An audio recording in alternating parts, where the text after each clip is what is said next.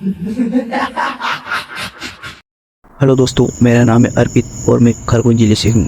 एक रात मैंने चाचा जी के मुंह से सुना कि नदी के पार कुछ रहता है जो अपनी मर्जी से कोई भी रूप ले लेता है और उसके हंसने की आवाज़ बहुत ही भयानक है जो दूर दूर तक सुनाई देती है।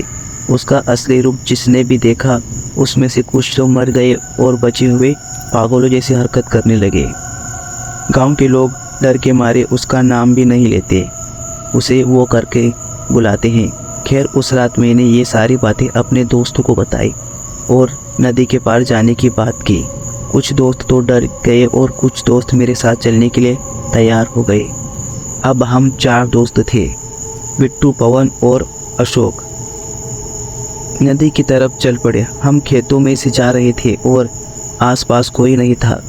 फिर हम नदी के ऊपर बने पुल से नदी पार करके बंजर जगह पर पहुंच गए जहां बहुत से झाड़ियां उगी थी, पौधे थे जिसके ऊपर आम जैसे फल लगे होते हैं, जिसके अंदर रुई जैसा कुछ होता है।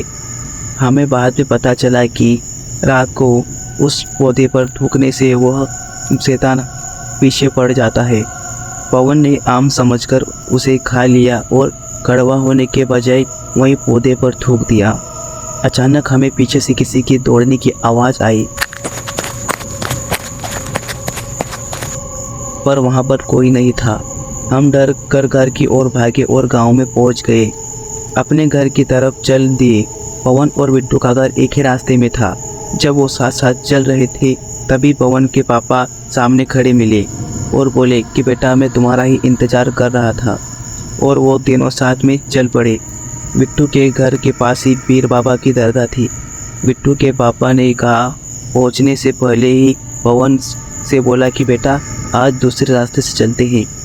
पर पवन बोला चलो ना पापा, इसी रास्ते से चलते हैं। बिट्टू को भी घर छोड़ देंगे और दरगाह पे माथा टेक लेंगे।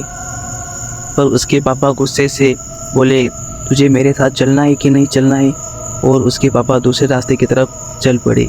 बिट्टू अपने घर की तरफ चल पड़ा और अचानक दरगाह के पास गिर गया। पवन अपने पापा से हाथ छुड़ाकर बिट्टू को उठाकर उसके घर ले गया। वहाँ पर उसने देखा कि बिट्टू और पवन के पापा आपस में बात कर रहे थे। पवन को देखकर वो बोले कहाँ गए थे बेटा, इतना टाइम हो गया है, यह भी कोई खेलने का टाइम है।